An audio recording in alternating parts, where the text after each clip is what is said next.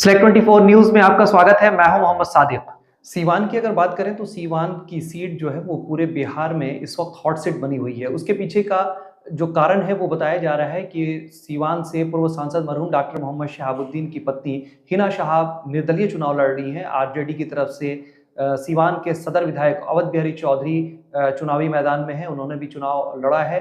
और दूसरी तरफ अगर देखें तो महागठबंधन के बाद एनडीए जो है वो अपने उम्मीदवार जदयू की तरफ से विजय लक्ष्मी देवी, जो रमेश सिंह कुशवाहा की पत्नी है, जो जीरादेव के पूर्व विधायक थे, उनकी पत्नी मैदान में है, तो त्रिकोणीय मुकाबले की उम्मीद कर रही थी। लेकिन जैसे जैसे चुनावी दिन जो है वो नजदीक आने लगे, चुनाव के दिन नजदीक आने लगे, ये आंकड़ा जो है धीरे धीरे तब्दील होने लगा और नंबर 1 पर हिना शहाब का बोलबाला दिखने लगा। आप चुनावी दौरे में भी देख सकते हैं जिस तरह से उन्होंने जनसभाएं की हैं। एक एक दिन में उन्होंने 40-50 गांव में जनसभाएं की हैं। जगह जगह उन्हें लड्डुओं से तौला गया, कहीं दही से तौला गया, कहीं पर उन्हें सेब से तौला गया। तो ये एक पूरा जो मुहिम था वो कहीं ना कहीं हिना शहाब के इर्द गिर्द ही दिख रहा था। उनके जन समर्थन जिस तरीके से दिख रहे थे उससे लगातार लोगों की उम्मीदें बढ़ गई थी कि वन साइडेड हिना शहाब जीत रही है। लेकिन दूसरी तरफ अगर बात करें तो विजय लक्ष्मी देवी जो एनडीए की प्रत्याशी हैं, जदयू की कैंडिडेट है, उनका भी दबदबा जो है वो कम नहीं है। वो भी लगातार जनसभाएं करती हुई नजर आई। उनके साथ साथ आप देख सकते थे बिहार के उप मुख्यमंत्री भी लगातार सीवान पहुंचे। और लेकिन एक बहुत बड़ी बात इसमें सामने ये आ जाती है कि बहुत बड़े चेहरे, नरेंद्र मोदी भी आए तो गोरिया कोठी में उन्होंने सभाएं की। खास करके अगर बात की जाए तो वो महाराजगंज क्षेत्र में आता है, सीवान से बिल्कुल करीब था, लेकिन सीवान में उनकी सभा नहीं हुई। ये सारी चीजें कहीं ना कहीं इंडिकेट कर रही है। और हिना शहाब ने जिस तरीके से अपनी बातें की थी, उन्होंने शुरू से ही अपने चुनावी मुहिम के आधार को बताया कि सबसे पहले तो वो निर्दलीय इसलिए आई हैं ताकि वो तमाम तबके और समाज का वोट उन्हें मिल सके, किसी को कोई परेशानी ना हो, चाहे वो किसी भी दल से जुड़ाव रखता हो। जैसे ही निर्दलीय की बात आती है तो हिना शहाब के पक्ष में वो लोग गोलबंद होते हुए दिख रहे थे। जिस तरह से हम लोगों ने ग्राउंड रिपोर्टिंग की, पिछले 2 महीना तक लगातार हम लोगों ने नजरें जमाए रखी थी इस पर कि आखिर हिना शहाब ने जो कहा है उस पर कितना फायदा हो रहा है या कितना उनको उसका बेनिफिट मिल रहा है। तो यकीनन जिस तरह से जनसभाएं में उनके लोग उमड़ रहे थे, उसको देख करके तो यही लग रहा था कि उनका ये पहला डिसीजन काफी कामयाब रहा है कि हिना शहाब जैसे ही निर्दलीय प्रत्याशी होने का अपना अनाउंसमेंट करती हैं, जन सैलाब जो है उनके साथ हो जाता है। चाहे वो यादव समाज की बात करें, अगड़े की बात करें, जिसमें आप राजपूत समाज की बात कर लें, या फिर भूमियार समाज की बात कर लें, ये तमाम पंडित समाज की बात कर लें, ये सारे लोग जो हैं हिना शहाब के साथ साथ दिख रहे थे। और पहली बार सीवान में ये पहली बार हुआ है कि लोग खुलकर करके और सामने आ रहे थे और उन्होंने कहा कि हिना शहाब के पक्ष में वो लोग गोलबंद है और उनका समाज जो है वो पूरी तरह से उनके साथ है। थोड़ा सा इसमें पेज सामने नजर आ रहा है कि जो लोगों के कहने की जो ये थे सिचुएशन थे, अगर वो वोट में तब्दील होते हैं, अगर वाकई में जिस तरह से जन समर्थन उनको मिल रहा था, अगर वो वोट में तब्दील हो जाता है और पूरी तरह से उनके पक्ष में ये वोटिंग हो जाती है तो ये यकीनन हिना शहाब की जीत यहाँ निश्चित है। लेकिन अगर जो लोग कह रहे थे वो उनके साथ थे, अगर उन्होंने वोट करने के वक्त तक, आखिरी वक्त तक, जैसे कि मोदी लहर की बात की जाती है, अगर मोदी लहर उनके ऊपर हावी हो जाता है, हिंदुत्व मुद्दा हावी हो जाता है, या फिर यूं कहें कि राम मंदिर भी अगर उसमें आड़े हाथ आता है, तब जाकर के ये सीवान में मुश्किलें पैदा हो सकती है। लेकिन अगर ये सारी चीजें नहीं होती हैं तो सीवान का जो एग्जिट पोल हमारी तरफ से या फिर हमारे जैसे बहुत सारे पत्रकारों ने जो निकाला है, या फिर समाज की तमाम जो वरिष्ठ लोग हैं उनका जो कहना है कि Hina Shah one sided election जीत रही हैं। और दूसरे नंबर पर विजय लक्ष्मी देवी की बात आ रही है, क्योंकि एनडीए की प्रत्याशी है और एनडीए का एक काफी बड़ा वोट बैंक है।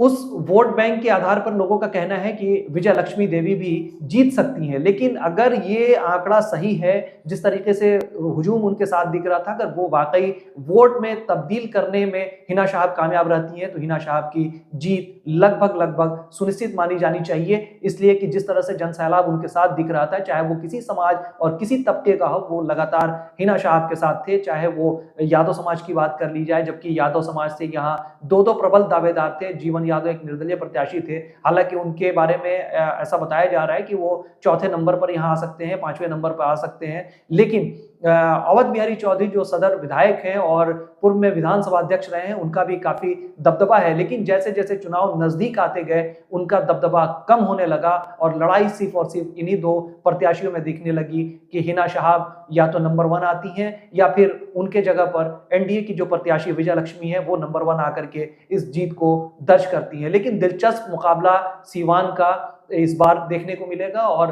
हिना शहाब ने जो अपने 2-3 एजेंडे पे जो उन्होंने काम किया है, डोर टू डोर उन्होंने कैंपेन किया है, जिस तरीके से एक दिन में उन्होंने 40-40, 50-50 गांव का उन्होंने जनसभाएं की हैं, ये बहुत ही महत्वपूर्ण है। लोगों में 2-3 चीज इसमें हम लोगों ने जब ग्राउंड रिपोर्टिंग शुरू की थी तो उसमें लोगों से जब बातचीत होती थी ये साफ समझ में आता था कि लोगों का यह मानना था कि जिस तरीके से वो एक महिला प्रत्याशी होकर के रात के 11 बजे तक, सुबह 7 बजे से लेकर रात के 11 बजे तक वो मेहनत कर रही है, लोगों के करीब जा रही है और यही नहीं इसके पहले भी वो लगातार लोगों के बीच जाती रही है। तो ये सारे फैक्टर्स जो हैं हिना शहाब के पक्ष में दिख रहे हैं कि एक महिला प्रत्याशी होने के बावजूद भी सुबह 7 बजे से लेकर रात के 11 बजे तक जनसभाएं कर रही हैं, लोगों से मिल रही हैं, तो ये पॉजिटिव रिस्पॉन्स जो है उनको मिल रहा है। और जहां जाती थी वहां हुजूम भी काफी दिखते थे, जैसे लोग को पता चलता था कि हिना शहाब की ये फलां जगह सभाएं हैं, लोग वहां एकजुट हो जाते थे, हर जगह उनका इस्तकबाल भी गर्मजोशी से किया जाता था। लेकिन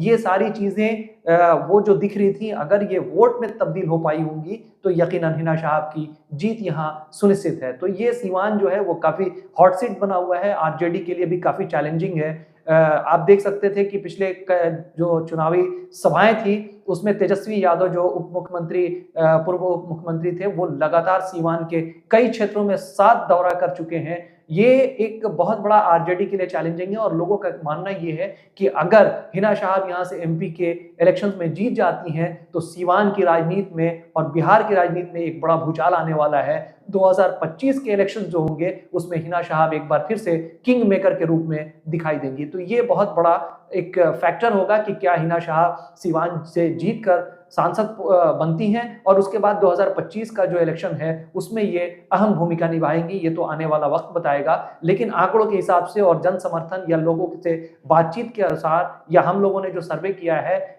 उसके आधार पर अगर देखा जाए तो हिना शहाब यहाँ से प्रबल दावेदार के रूप में नजर आती हैं और दूसरे नंबर पर विजय लक्ष्मी आती हैं जो एनडीए की प्रत्याशी हैं। तो ये आकलन सीवान से था जो हमने आप तक रखा। कैमरा पर्सन सिराज खान के साथ मोहम्मद सादिक, सीवान। दर्द, मिर्गी, नशा, भूलने की बीमारी, अत्यधिक गुस्सा आना, घबराहट एवं नस की समस्याओं से अगर आप भी हैं परेशान तो मिलिए शहर के मशहूर साइकाट्रिस्ट डॉक्टर पंकज कुमार गुप्ता से। हमारा पता है डॉक्टर रामाजी चौधरी से 100 कदम पूरब, doctors colony Bahadiya road, Siwan. संपर्क नंबर 85 399 43 151। अब आपके शहर सीवान के लक्ष्मीपुर में भरपूर सुविधाओं के साथ hotel select and marriage hall. आपको बता दें 20 अक्टूबर से भारी डिस्काउंट के साथ बुकिंग शुरू है। इसमें आपको मिलेगा फुल्ली एयर कंडीशन, साथ ही बुकिंग के साथ टेंट का सारा सामान जैसे बर्तन और चूल्हा बिल्कुल फ्री। जल्द ही किसी कार्यक्रम को अच्छे वातावरण में करने के लिए बुक करें hotel select and marriage hall. हमारा पता है लक्ष्मीपुर, सिसवन ढाला, सिवान। हमारा संपर्क नंबर है 8797327330।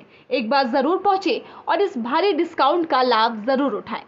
तमाम बड़ी खबरों के लिए बने रहे हमारे YouTube चैनल Select 24 न्यूज़ को लाइक, सब्सक्राइब, शेयर जरूर करें। साथ ही हमारे Facebook पेज को भी लाइक, शेयर, कमेंट करना ना भूलें और हमारे वेबसाइट www.select24news.in पर विजिट जरूर करें।